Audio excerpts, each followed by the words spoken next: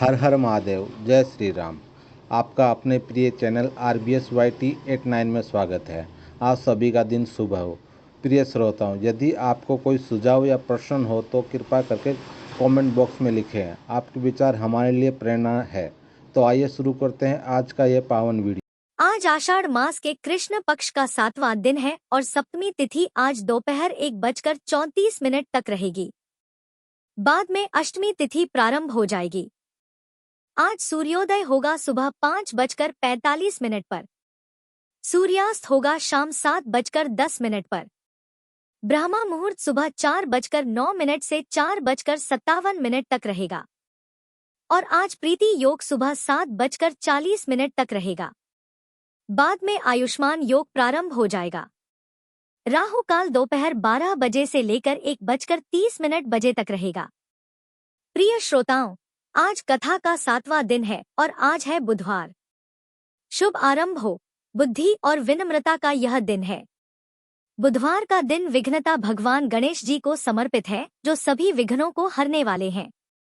आज की कथा आरंभ करने से पहले हम प्रार्थना करते हैं, हे विघ्नता, हम सबके जीवन की जटिलताओं को सरल करो। हमारे प्रयासों में सफलता दो और हमारे मन में विवेक की स्थिरता दो। इस कथा के माध्यम से आपके आशीर्वाद की अनुभूति हो, यही हम सबकी मंगल कामना है। अब सुनिए आज की कथाएं। क्या आपने इससे पहले अरुणा वरुणा संगम के बारे में सुना है? नहीं जानते तो आइए रसपान करते हैं आज के अध्याय का, जिसमें देवर्षि नारद ब्रह्मा जी से पूछ रहे हैं, जिसके उत्तर में श्री ब्रह्मा जी उन्हें बताते हैं कि नारद, उसके बाद विश्व विख्यात जनस्थान नामक तीर्थ है, जिसका विस्तार 4 योजन का है। वह स्मरण मात्र से मनुष्यों को मुक्ति देने वाला है। पूर्व काल की बात है। वह वसुत मनु के वंश में जनक नाम से प्रसिद्ध एक राजा हुए। उन्होंने वरुण की पुत्री ग्वारवा के साथ विवाह किया था। गुणारवा धर्म, अर्थ, काम और मोक्ष की सिद्धि करने वाली थी। जनक में भी यही गुण थे। अतः राजा को अपने गुणों के अनुरूप सुयोग्य पत्नी मिली। विप्रवर याज्ञवल्क के राजा जनक के पुरोहित थे। एक दिन राजा ने अपने पुरोहित से पूछा, द्विश्रेष्ठ, बड़े बड़े मुनियों ने यह निर्णय किया है कि भोग और मोक्ष दोनों श्रेष्ठ हैं। अंतर बस इतना ही है कि भोग अंत में विरस हो जाता है और मुक्ति नित्य एवं निर्विकार है। अतः भोग से भी मुक्ति को ही श्रेष्ठ माना गया है। आप बताएं, भोग से भी मुक्ति की प्राप्ति कैसे होती है? सब प्रकार की आसक्तियों का त्याग करने से जो मुक्ति प्राप्त होती है, वह तो अत्यंत दुख साध्य है। अतः जिस उपाय से अत्यंत सुखपूर्वक मुक्ति हो सके वह भी बताइए। तब याज्ञवल्क्य बोले, राजन, साक्षात भगवान वरुण तुम्हारे गुरुजन, ससुर और हितकारी हैं। उन्हीं के पास चलकर पूछो, वे तुम्हें हित का उपदेश देंगे। फिर याज्ञवल्क और जनक दोनों राजा वरुण के पास गए और वहां जाकर उन्होंने मुक्ति का मार्ग पूछा। तब वरुण ने कहा, 2 प्रकार से मुक्ति प्राप्त होती है, एक तो कर्म करने से और एक कर्म न करने से। वेद में यह मार्ग निश्चित किया गया है कि कर्म न करने की अपेक्षा कर्म करना श्रेष्ठ है। धर्म, अर्थ, काम और मोक्ष, यह चारों पुरुषार्थ कर्म से बंधे हुए हैं। हे राजन, कर्म द्वारा सभी प्रकार के साध्यों की सिद्धि होती है। इसलिए मनुष्यों को सभी तरह से वैदिक कर्म का अनुष्ठान करना चाहिए। इससे वे इस लोक में भोग और मोक्ष दोनों प्राप्त करते हैं। अकर्म से कर्म पवित्र हैं। कर्म भिन्न भिन्न आश्रमों और वर्णों के अनुसार अनेक प्रकार के होते हैं। वर्णों और आश्रमों में भी 4 आश्रम कर्म के द्वारा माने गए हैं। उनमें भी गृहस्थ आश्रम अधिक पुण्यदायक है। उसे भोग और मोक्ष दोनों प्राप्त हो सकते हैं, यही मेरा मानना है। यह सुनकर राजा जनक और बुद्धिमान याज्ञवल्क्य ने वरुण का पूजन किया और पुनः यह बात पूछी, सुरश्रेष्ठ, आपको नमस्कार है। आप सर्वज्ञ हैं। बताइए, कौन सा देश और तीर्थ ऐसा है जो भोग तथा मोक्ष प्रदान करने वाला है? वरुण ने कहा, इस पृथ्वी पर भारतवर्ष और उसमें भी दंडक वन पुण्यदायक है। इसमें किया हुआ शुभ कर्म मनुष्यों को भोग तथा मोक्ष दोनों प्रदान करता है। तीर्थों में गौतमी गंगा श्रेष्ठ है। वे मुक्ति दायिनी मानी गई है। वहां यज्ञ और दान करने से मोक्ष की प्राप्ति होगी। वरुण का यह उपदेश सुनकर याज्ञवल्क्य और जनक उनकी आज्ञा लेकर अपनी पुरी में वापस लौट आए फिर गंगा तीर्थ पर जाकर राजा जनक ने अश्वमेध आदि यज्ञ किए और विप्रवर याज्ञवल्क्य ने उन यज्ञों में आचार्य का कार्य किया। गौतमी गंगा के तट पर यज्ञ करने से राजा को मोक्ष की प्राप्ति हुई। फिर जनक वंश के बहुत से राजा क्रमशः वहां आकर यज्ञ करते और गोदावरी की कृपा से मोक्ष के भागी होते रहे। तभी से यह तीर्थ जन स्थान के नाम से विख्यात हुआ। जनको का यज्ञ स्थान होने से उसका नाम जन स्थान पड़ गया। वहां स्नान दान और पितरों का तर्पण करने से तथा उस तीर्थ का चिंतन करने वहां जाने और भक्ति पूर्वक उसका दर्शन करने से मनुष्य सभी अभिलक्षित वस्तुओं को पाता और मोक्ष का भागीदार होता है। अरुणा और वरुणा नाम की दो परम पवित्र नदियां हैं। उन दोनों का गोदावरी में संगम हुआ है, जो बहुत ही पवित्र तीर्थ है। उसकी उत्पत्ति की कथा सभी पापों का नाश करने वाली है। उसे बताता हूँ, सुनो। महर्षि कश्यप के ज्येष्ठ पुत्र आदित्य अर्थात सूर्य समस्त लोकों में विख्यात है। वे लोकों के नेत्र हैं। उनकी किरणें अत्यंत दुस हैं। भगवान सूर्य के रथ में 7 घोड़े जुते हुए हैं। भगवान सूर्य संपूर्ण लोकों द्वारा पूजित है। उनकी पत्नी का नाम उषा है। उषा विश्वकर्मा की पुत्री और त्रिभुवन की अद्वितीय सुंदरी है। उसे अपने स्वामी के तीव्र ताप का सहन नहीं हो पाता था। वह सदा इसी चिंता में पड़ी रहती कि मुझे क्या करना चाहिए। उषा के 2 बुद्धिमान पुत्र थे, वैवस्वत मनु और यम। एक कन्या भी थी जो परम पवित्र यमुना नदी के रूप में विख्यात हुई। एक दिन उषा ने अपने ही समान रूप वाली अपनी छाया उत्पन्न की और उससे कहा, तू मेरी ही जैसी होकर मेरी आज्ञा से पति की सेवा तथा मेरे पुत्रों का पालन कर। मैं जब तक लौट कर न आऊं तब तक तुम ही पति की प्रियसी बनकर रहो। यह रहस्य किसी को मत बताना। मेरी संतानों पर भी यह भेद प्रकट ना हो पाए।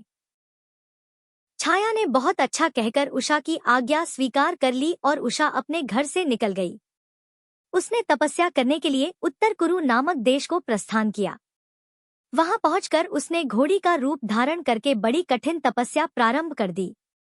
जब सूर्यदेव को इस बात का पता चला तब वे भी घोड़े का रूप धारण करके उसके पास गई। पतिव्रता उषा पर पुरुष की आशंका से भागकर भारतवर्ष में गौतमी के तट पर आई। वहां उसका पति के साथ समागम हुआ, जिससे अश्विनी कुमारों की उत्पत्ति हुई। वह स्थान अश्वतीर्थ, भानु तीर्थ और पंचवटी नाम से विख्यात हुआ। तापी और यमुना दोनों सूर्य की कन्याएं थीं। वे गौतमी तट पर अपने पिता से मिलने के लिए अरुणा वरुणा नामक नदियों के रूप में आई थी। उन दोनों का जहां गंगा में संगम हुआ है वह बहुत उत्तम तीर्थ है। उसमें भिन्न भिन्न देवताओं और तीर्थों का पृथक पृथक समागम हुआ है। उक्त संगम में 27,000 तीर्थों का समुदाय है। वहां किया हुआ स्नान और दान अक्षय पुण्य प्रदान करने वाला है। नारद उस तीर्थ के स्मरण, कीर्तन और श्रवण से भी मनुष्य सभी पापों से मुक्त होकर धर्मवान और सुखी हो जाता है। श्री ब्रह्मा जी कहते हैं, नारद गारुण नामक तीर्थ सभी विघ्नों की शांति करने वाला है। उसके प्रभाव का भी वर्णन करता हूँ, ध्यान देकर सुनो। शेषनाग के एक महाबली पुत्र था जो मणिनाग के नाम से प्रसिद्ध हुआ। उसे सदा गरुड़ का भय बना रहता था। अतः उसने अपनी भक्ति के द्वारा भगवान शंकर को संतुष्ट किया। प्रसन्न होने पर भगवान महेश्वर ने कहा कि नाग कोई वर मांगो। तब नाग ने कहा, प्रभु मुझे गरुड़ से अभयदान दीजिए। भगवान शिव ने कहा, तथास्तु, ऐसा ही होगा। तुम्हें गरुड़ से कोई भय ना हो। वरदान पाकर मणिनाग गरुड़ से निर्भय होकर बाहर निकला। वह क्षीर सागर के समीप जहां भगवान विष्णु शयन करते हैं इधर उधर विचरने लगा। जहां गरुड़ निवास करते थे उस स्थान पर भी वह जाया करता। गरुड़ ने उस नाग को निर्भय विचरते देख पकड़ लिया और अपने घर में लाकर डाल दिया। इसी बीच में नंदी ने जगदीश्वर भगवान शिव से कहा कि देवेश्वर, अब मणिनाग नहीं आता है। जान पड़ता है कि गरुड़ ने उसे खा लिया या फिर बांध रखा है। अगर वह जीवित होता तो यहाँ आए बिना ना रहता। नंदी की बात सुनकर भगवान शिव ने नाग की अवस्था को जान लिया और कहने लगे, वह नाग तो गरुड़ के घर में बंधा पड़ा है। नंदी, तुम शीघ्र जाकर जगदीश्वर भगवान विष्णु की स्तुति करो और गरुड़ के द्वारा बंधन में डाले हुए नाग को मेरे कहने से ले आओ। प्रभु की बात सुनकर नंदी स्वयं ही लक्ष्मीपति के पास उपस्थित हुए और भगवान शिव की कही हुई बातें वहां जाकर निवेदन पूर्वक कही। तब भगवान नारायण ने प्रसन्न होकर गरुड़ से कहा, वितानंदन, मेरी बात मानकर नंदी को वह नाग लौटा दो। लेकिन गरुड़ ने नंदी को वह नाग देना स्वीकार नहीं किया और गर्व से कहने लगा, मैं आपका भृति हूँ, मैं नाग को लाया हूँ और आप उसे नंदी को दे रहे हैं। स्वामी तो सेवकों को दिया करते हैं, परंतु आप तो मेरी प्राप्त वस्तु को छीन ले रहे हैं। मेरी शक्ति आप जानते ही हो, मेरे ही बल से तो आपने संग्राम में दैत्यों पर विजय प्राप्त की है। भगवान विष्णु ने गरुड़ की बात सुनकर सबके सामने हंसकर कहा, पक्षीराज, ठीक है, तुम्हारे ही बल से मैंने असुरों पर विजय पाई है। फिर भगवान ने क्रोध न करके कहा, गरुड़, मैं मानता हूं तुम में विलक्षण शक्ति है, पर तुम मेरी इस कनिष्ठ अंगुली को तो वहन करो। इतना कहकर भगवान ने अपनी अंगुली गरुड़ के मस्तक पर रख दी। गरुड़ अंगुली का भार तक नहीं सह सके। तब गरुड़ ने दीन भाव से लज्जित होकर हाथ जोड़कर प्रार्थना की और कहने लगे, मैं आपका अपराधी सेवक हूँ, हे प्रभु, मेरा परित्राण कीजिए। फिर उन्होंने माता लक्ष्मी से प्रार्थना की। लक्ष्मी जी ने कृपाकुल होकर जनार्दन से कहा, नाथ विपन्न भ्रत गरुड़ की रक्षा कीजिए। तब भगवान ने नंदी से कहा, नंदिकेश्वर, तुम गरुड़ के साथ ही नाग को महादेव जी के पास ले जाओ। बहुत अच्छा कहकर नंदी गरुड़ और नाग के साथ धीरे धीरे शंकर जी के पास गए और सब समाचार उन्हें कह सुनाया। तब शंकर जी ने गरुड़ से कहा, महाबाहु, तुम लोक पावनी गौतमी गंगा के पास जाओ, वे समस्त अभीष्ट वस्तुओं को देने वाली है। उस शांतिमय सरिता में स्नान करने से तुम्हें समस्त इच्छित वस्तुएं 100 गुनी अथवा सहस्त्रगुनी होकर मिलेंगी। गरुड़ जो सभी प्रकार के पापों से संतप्त हैं, दुर्दैव से जिनका उद्योग नष्ट हो गया है, उन प्राणियों के लिए मनोवांछित फल प्रदान करने वाली गोदावरी नदी ही शरण है। भगवान शिव की यह बात सुनकर गरुड़ प्रणाम करके चले गए। गोदावरी के तट पर पहुंचकर उन्होंने जल में स्नान किया और भगवान शिव तथा विष्णु के चरणों में मस्तक झुकाया। फिर उनमें पूर्ववत वेग आ गया और वे उड़कर भगवान विष्णु के समीप चले गए। तब से वह समस्त अभीष्ट वस्तुओं को देने वाला तीर्थ गरुड़ तीर्थ के नाम से प्रसिद्ध हुआ। वत्स नारद मनुष्य मन और इंद्रियों को संयम में रखते हुए वहां स्नान आदि जो भी काम करता है, वह सब अक्षय तथा शिव और विष्णु को प्रिय लगने वाला होता है। उसके आगे सभी पापों का नाश करने वाला गोवर्धन तीर्थ है। वह पितरों के लिए पुण्यजनक तथा स्मरण मात्र से पाप दूर करने वाला है। नारद, मैंने उसका प्रभाव प्रत्यक्ष देखा है। पूर्व काल में जाबाली नाम से प्रसिद्ध एक किसान ब्राह्मण रहा करता था। वह दोपहर हो जाने पर भी हल से बैलों को खोलता नहीं था। उनके दोनों बगल में और पीठ पर चाबुक मारता रहता था। उसके दोनों बैल सदा आंखों से आंसू बहाया करते थे। एक दिन कामधेनु गौ जगन माता सुरभि ने नंदी से सब हाल कहा। नंदी ने भी खिन्न होकर भगवान शंकर को सारी बात बताई। तब शंकर जी ने नंदी से कहा, तुम्हारी प्रत्येक बात सिद्ध हो जाए। महादेव जी की यह आज्ञा पाकर नंदी ने समस्त गौजी को अपने में समेट लिया। स्वर्ग लोक और मध्य लोक की समस्त गौएं अदृश्य हो गई। तब देवता गणों ने मेरे पास आकर कहा, भगवान, गौ के बिना जीवन नहीं रह सकता। उस समय मैंने देवता गणों की बात सुनकर उनसे कहा कि जाओ भगवान शंकर से याचना करो। फिर उन्होंने भगवान शंकर की स्तुति करके उनसे सब हाल कहा। महादेव जी ने भी उत्तर दिया। इस विषय में तो नंदी ही जाने। तब सभी देवताग नंदिकेश्वर के पास जाकर बोले कि हे नंदिकेश्वर, हमें जगत का उपकार करने वाले गौवे दे दीजिए। नंदी बोले, आप लोग गौ यज्ञ कीजिए, तभी दिव्य और मानस गौएं प्राप्त होंगी। फिर गौतमी गंगा के तट पर देवताओं ने गौ यज्ञ का आयोजन किया। फिर वहां से गौएं बढ़ने लगी। तभी से वह तीर्थ गोवर्धन नाम से प्रसिद्ध हुआ। वह देवताओं की प्रीति बढ़ाने वाला है। मुनिश्रेष्ठ, वहां किया हुआ केवल स्नान भी सहस्त्र गोदानों का फल देने वाला है। हरे कृष्णा। आज के अध्याय में बस इतना ही। अब सुनिए कल से आगे की पौराणिक कथा। भीष्म जी के पूछने पर पुलस्त्य जी बोले, वत्स, तुमने बड़ी उत्तम बात पूछी है। अब एकाग्रचित होकर सुनो। प्राचीन सतयुग की बात है। बलिष्ठ दानवों ने समूचे स्वर्ग पर अधिकार जमा लिया था। इंद्र सहित संपूर्ण देवताओं को जीतकर उनसे त्रिभुवन का राज्य छीन लिया था। उनमें बास्कली नामक दानव सबसे बलवान था। उसने समस्त दानवों को यज्ञ का भोक्ता बना दिया। इससे इंद्र को बड़ा दुख हुआ। वे अपने जीवन से निराश हो चले। उन्होंने सोचा कि ब्रह्मा जी के वरदान से दानवराज बाष्कली मेरे और संपूर्ण देवताओं के लिए युद्ध में अवध्य हो गया है, इसलिए मैं ब्रह्मलोक में चलकर भगवान ब्रह्मा जी की ही शरण लूंगा। उनके सिवा और कोई मुझे सहारा देने वाला नहीं है। ऐसा विचार कर देवराज इंद्र संपूर्ण देवताओं को साथ लेकर तुरंत उस स्थान पर गए जहां भगवान ब्रह्मा जी विराजमान थे। इंद्र बोले, देव, क्या आप हमारी दशा नहीं जानते? अब हमारा जीवन कैसे रहेगा? प्रभु, आपके वरदान से दैत्यों ने हमारा सब कुछ छीन लिया। मैं दुरात्मा बाष्कली की सारी करतूतें पहले ही आपको बता चुका हूँ। पितामह, आप ही हमारे पिता हैं। हमारी रक्षा के लिए शीघ्र ही कोई उपाय कीजिए। संसार से वेद पाठ और यज्ञ यज्ञादि उठ गए। उत्सव और मंगल की बातें जाती रही। सब में अध्ययन करना छोड़ दिया है। दंड नीति भी उठा दी गई है। इन सब कारणों से संसार के प्राणी किसी तरह सांस मात्र ले रहे हैं। यह संसार पीड़ाग्रस्त तो था ही, अब और भी कष्टतर दशा को पहुंच गया है। इतने समय में हम लोगों को बड़ी ग्लानि उठानी पड़ी है। ब्रह्मा जी ने कहा, देवराज, मैं जानता हूँ बाष्कली बड़ा नीच है और वरदान पाकर घमंड से भर गया है। यद्यपि तुम लोगों के लिए वह अजय है, फिर भी मैं समझता हूँ कि भगवान श्री विष्णु उसे अवश्य ठीक कर देंगे। पुलस्त्य जी कहते हैं कि राजन, उस समय ब्रह्मा जी समाधि में स्थित हो गए। उनके चिंतन करने पर ध्यान मात्र से चतुर्भुज भगवान श्री विष्णु थोड़े ही समय में सबके देखते देखते वहां आ पहुंचे। भगवान श्री विष्णु बोले, हे ब्राह्मण, इस ध्यान को छोड़ो।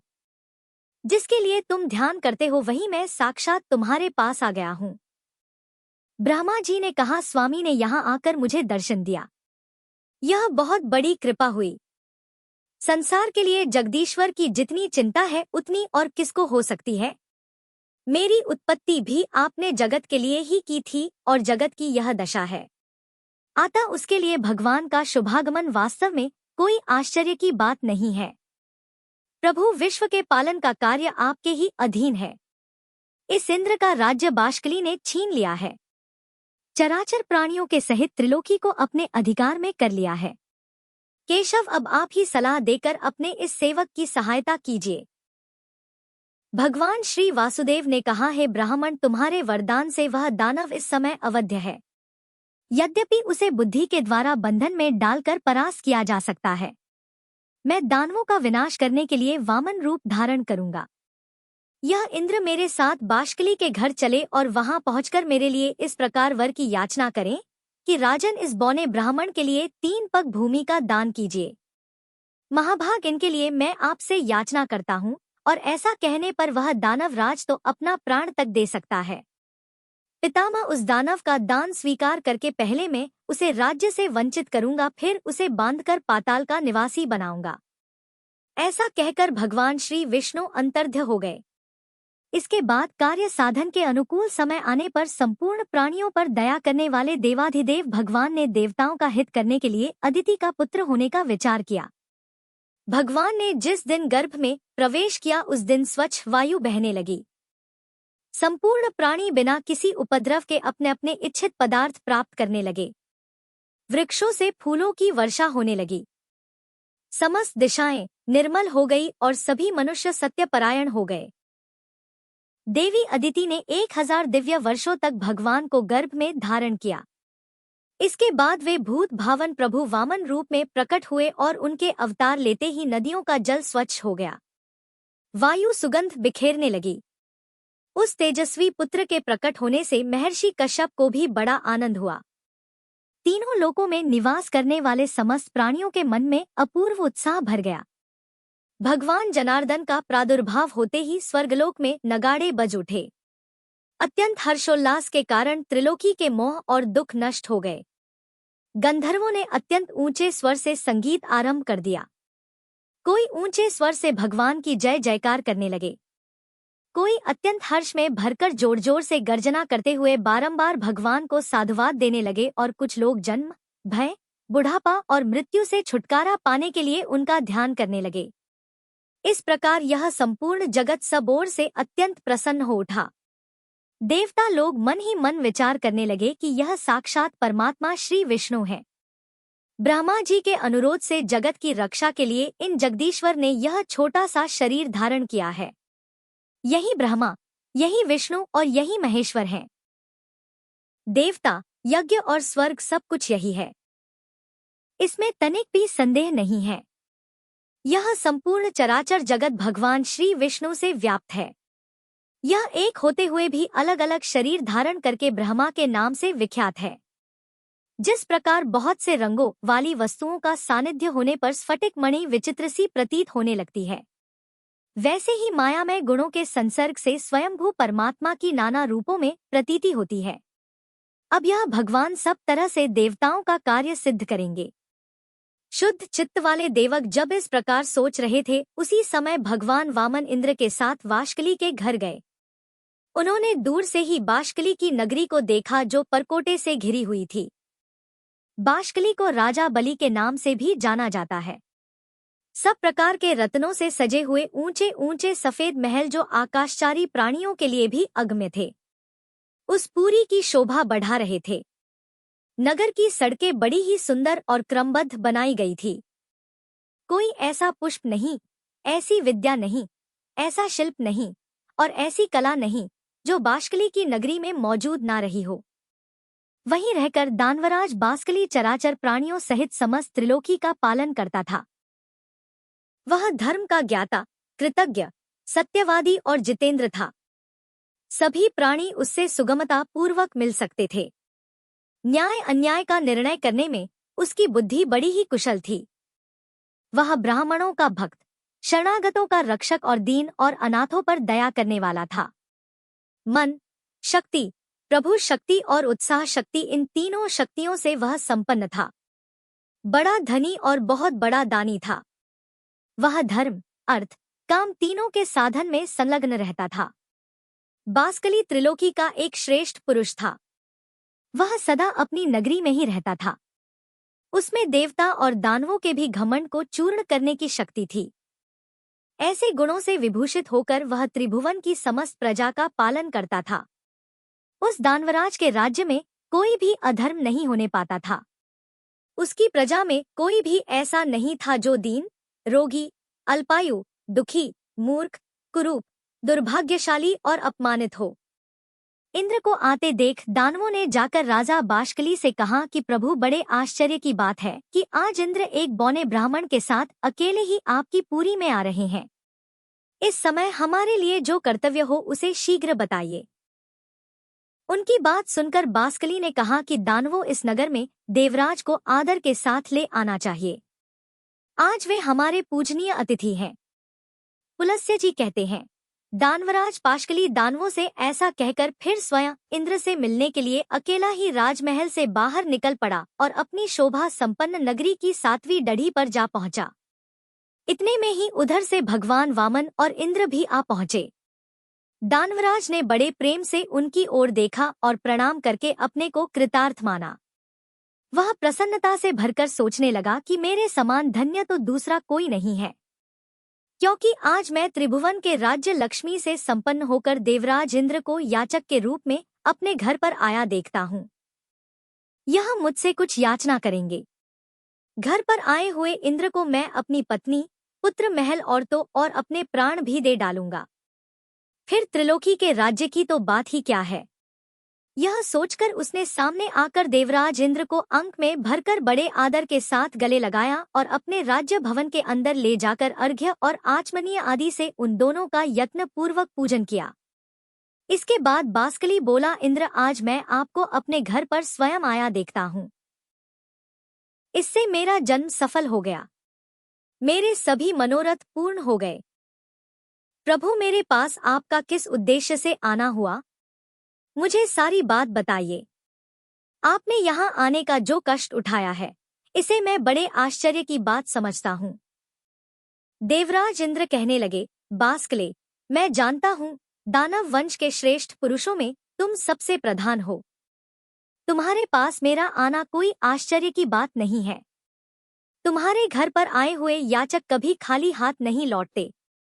तुम याचकों के लिए कल्पवृक्ष हो। तुम्हारे समान दाता कोई नहीं है। तुम प्रभा में सूर्य के समान हो। गंभीरता में सागर की समानता करते हो। क्षमाशीलता के कारण तुम्हारी पृथ्वी के साथ तुलना की जाती है। यह ब्राह्मण देवता वामन कश्यप जी के उत्तम कुल में उत्पन्न है। इन्होंने मुझसे 3 पग भूमि के लिए याचना की है, किंतु बाष्कले मेरा त्रिभुवन राज्य तो तुमने पराक्रम करके छीन लिया है। अब तो मैं निराधार और निर्धन हूँ। इन्हें देने के लिए मेरे पास कोई भूमि नहीं है, इसलिए मैं तुमसे याचना करता हूँ। याचक मैं नहीं यह है। दानवेंद्र, अगर तुम्हें अभीष्ट हो तो इन वामन जी को 3 पग भूमि दे दो। वाष्कली ने कहा, देवेंद्र आप भले पधारे, आपका कल्याण हो। जरा अपनी ओर देखिए तो सही। आप ही तो सबके परम आश्रय हैं। पितामह ब्रह्मा जी त्रिभुवन की रक्षा का भार आपके ऊपर डालकर सुख से बैठे हैं और ध्यान धारणा से युक्त हो परम पद का चिंतन करते हैं। भगवान श्री विष्णु भी अनेकों संग्रामों से थककर जगत की चिंता छोड़ आपके ही भरोसे क्षीर सागर का आश्रय ले सुख की नींद सो रहे हैं। उमाना भगवान शंकर भी आपको ही सारा भार सौंपकर कैलाश पर्वत पर विहार करते हैं। मुझसे अलग बहुत से दानवों को, जो बलवानों से भी बलवान थे, आपने अकेले ही मार गिराया। 12 आदित्य, 11 रुद्र, दोनों अश्विनी कुमार, 8 वसु और सनातन देवता धर्म, ये सब लोग आपके ही बाहुबल का आश्रय लेकर स्वर्ग लोक में यज्ञ का भाग ग्रहण करते हैं।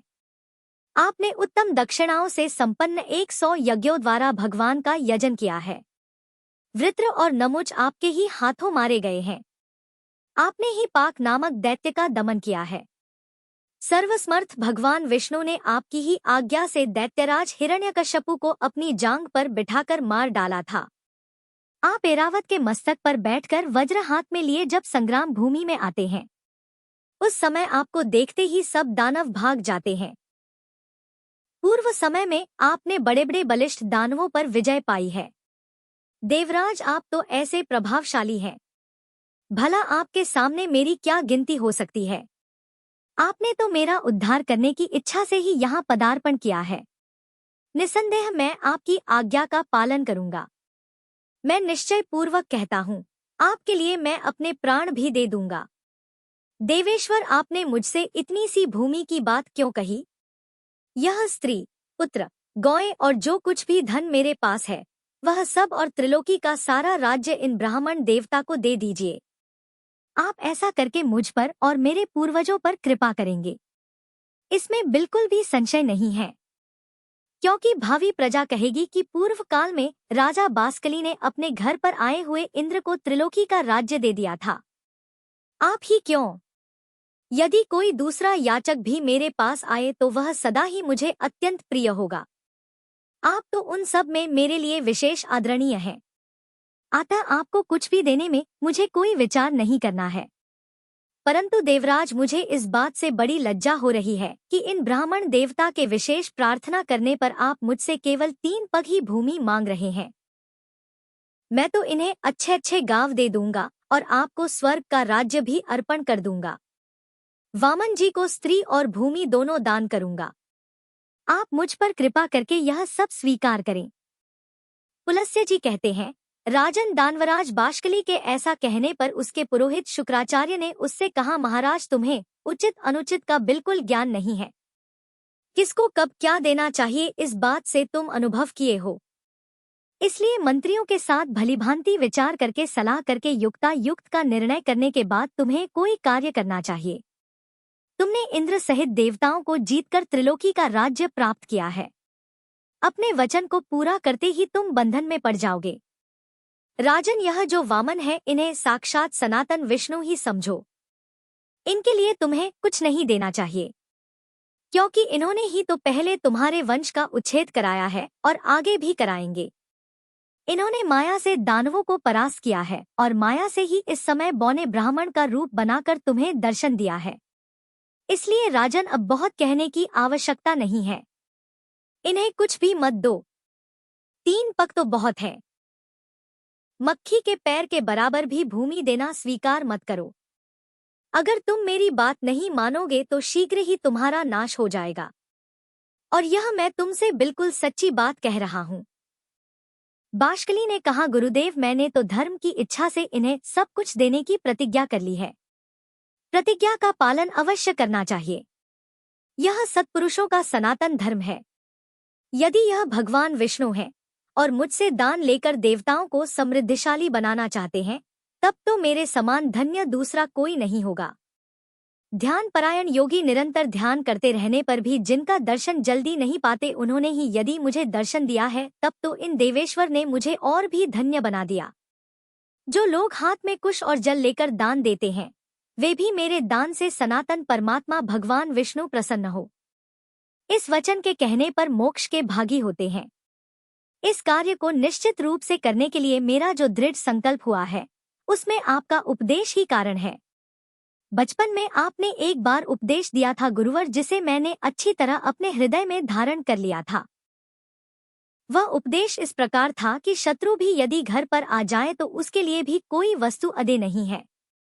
उसे कुछ भी देने से कभी इंकार नहीं करना चाहिए। गुरुदेव, यही सोचकर मैंने इंद्र के लिए स्वर्ग का राज्य और वामन जी के लिए अपने प्राण तक दे डालने का निश्चय कर लिया है। जिस दान के देने से कुछ भी कष्ट नहीं होता, ऐसा दान तो संसार में सभी लोग देते हैं। यह सुनकर गुरुजी ने लज्जा से अपना मुंह नीचा कर लिया। तब बाष्कली ने इंद्र से कहा, देव, आपके मांगने पर मैं सारी पृथ्वी दे सकता हूँ। यदि इन्हें 3 ही पद भूमि देनी पड़े तो यह तो मेरे लिए लज्जा की बात होगी। इंद्र ने कहा, दानवराज, तुम्हारा कहना सत्य है, किंतु इन ब्राह्मण देवता ने मुझसे 3 ही बार भूमि की याचना की है। इनको बस इतनी ही भूमि की आवश्यकता है और मैंने भी इन्हीं के लिए तुमसे याचना की है, इसलिए इन्हें यही वर प्रदान करो। बाष्कली ने कहा, देवराज, आप वामन को मेरी ओर से 3 पग भूमि दे दीजिए और आप भी चिरकाल वहां सुख से निवास कीजिए। पुलस जी कहते हैं, ऐसा कहकर बाष्कली ने हाथ में जल लेकर साक्षात श्री हरि मुझ पर प्रसन्न हो, ऐसा कहते हुए वामन जी को 3 पग भूमि दे दी। दानवराज के दान करते ही श्री हरि ने वामन रूप त्याग दिया और देवताओं के हित की इच्छा से संपूर्ण लोकों को नाप लिया। वे यज्ञ पर्वत पर पहुंचकर उत्तर की ओर मुंह करके खड़े हो गए। उस समय दानव लोक भगवान के बाएं चरण के नीचे आ गया। तब जगदीश्वर ने पहला पग सूर्य लोक में रखा और दूसरा ध्रुव लोक में। फिर अद्भुत कर्म करने वाले भगवान ने तीसरे पग से ब्रह्मांड पर आघात किया। उनके अंगूठे के आगे भाग से लगकर ब्रह्मांड कटा फूट गया, जिससे बहुत सारा जल बह निकला। उसे ही भगवान श्री विष्णु के चरणों से प्रकट होने वाली वैष्णवी नदी गंगा कहते हैं। गंगा जी अनेक कारणवश भगवान श्री विष्णु के चरणों से प्रकट हुई हैं। उनके द्वारा चराचर प्राणियों सहित समस्त त्रिलोकी व्याप्त है। इसके बाद भगवान श्री वामन ने बाष्कली से कहा, राजन, मेरे 3 पग पूर्ण करो। बाष्कली ने कहा, भगवान, आपने पूर्व समय में जितनी बड़ी पृथ्वी बनाई थी उससे मैंने कुछ भी छुपाया नहीं है। पृथ्वी छोटी है और आप महान हैं। मुझ में सृष्टि उत्पन्न करने की शक्ति नहीं है, जिससे कि दूसरी पृथ्वी बनाकर मैं आपके 3 पद पूर्ण कर सकूं। देव, आप जैसे प्रभुओं की इच्छा शक्ति ही मनोवांछित कार्य करने में समर्थ होती है। सत्यवादी बाष्कली को निरुत्तर जानकर भगवान श्री विष्णु बोले, दानवराज, बोलो, मैं तुम्हारी कौन सी इच्छा पूर्ण करूं? तुम्हारा दिया हुआ संकल्प का जल मेरे हाथ में आया है, इसलिए तुम वर पाने के योग्य हो, वरदान के उत्तम पात्र हो। तुम्हें जिस वस्तु की इच्छा हो मांगो, मैं उसे दूंगा। बाष्कली ने कहा, देवेश्वर, मैं आपकी भक्ति चाहता हूँ। मेरी मृत्यु भी आपके ही हाथ से हो, जिससे मुझे आपके परमधाम श्वेत द्वीप की प्राप्ति हो, जो तपस्वियों के लिए भी दुर्लभ है। उलस जी कहते हैं, बाष्कली के ऐसा कहने पर भगवान श्री विष्णु ने कहा, राजन, तुम एक कल्प तक ठहरे रहो। जिस समय वरा रूप धारण करके मैं रसातल में प्रवेश करूंगा, उसी समय मैं तुम्हारा वध करूंगा। इससे तुम मेरे रूप में लीन हो जाओगे। भगवान के ऐसे वचन सुनकर वह दानव उनके सामने से चला गया। भगवान भी उससे त्रिलोकी का राज्य छीनकर अंतर्ध्य हो गए। बाकली पाताल लोक का निवासी होकर सुखपूर्वक रहने लगा। बुद्धिमान इंद्र तीनों लोकों का पालन करने लगे। यह जगतगुरु भगवान श्री विष्णु के वामन अवतार का वर्णन है। इसमें श्री गंगा जी के प्रादुर्भाव की कथा भी आ गई है। यह प्रसंग सभी पापों का नाश करने वाला है। राजन, यह मैंने श्री विष्णु के 3 पगों का इतिहास बतलाया है, जिसे सुनकर मनुष्य इस संसार में संपूर्ण पापों से मुक्त हो जाता है। श्री विष्णु के पगों का दर्शन कर लेने पर उसके दुस्वप्न, दुश्चिंता और घोर पाप शीघ्र नष्ट हो जाते हैं। पापी मनुष्य प्रत्येक युग में यज्ञ पर्वत पर स्थित श्री विष्णु के चरणों का दर्शन करके पाप से छुटकारा पा जाते हैं। भीष्म, जो मनुष्य मौन होकर यज्ञ पर्वत पर चढ़ता है अथवा तीनों पुष्करों की यात्रा करता है, उसे अश्वमेध यज्ञ का फल मिलता है। वह सब पापों से मुक्त होकर मृत्यु के पश्चात श्री विष्णु धाम में जाता है। भीष्म जी बोले, भगवान, यह तो बड़े आश्चर्य की बात है कि वामन जी के द्वारा दानवराज बाष्कली बंधन में डाला गया। मैंने तो श्रेष्ठ ब्राह्मणों के मुख से ऐसी कथा सुन रखी है कि भगवान ने वामन रूप धारण करके राजा बलि को बांधा था और व्योचन कुमार बलि आज तक पाताल लोक में मौजूद है। अतः आप मुझसे बलि के बांधे जाने की कथा का भी वर्णन कीजिए। पुलस्त्य जी बोले, राजन, मैं तुम्हें सब बातें बताता हूँ, सुनो। पहली बार की कथा तो तुम सुन ही चुके हो। दूसरी बार वर्तमान व्यवसत मनवंतर में भी भगवान श्री विष्णु ने त्रिलोकी को अपने चरणों से नापा था। उस समय उन देवाधिदेव ने अकेले ही यज्ञ में जाकर राजा बलि को बांधा और भूमि को नापा था। उस अवसर पर भगवान का पुनः वामन अवतार हुआ था और फिर उन्होंने फिर से त्रिविक्रम रूप धारण किया था। वे पहले वामन होकर फिर अवामन अर्थात विराट हो गए थे। हरे कृष्णा। आज के अध्याय में बस इतना ही। हरे कृष्णा। इसके बाद जो कुछ भी हो उसका वृत्तांत आप सभी अगले अध्याय में ज़रूर सुनिएगा। यह था आज का वीडियो। अगर वीडियो आपको पसंद आया हो लाइक ज़रूर करिएगा और कमेंट बॉक्स में जय श्री हरि लिखिएगा। धन्यवाद।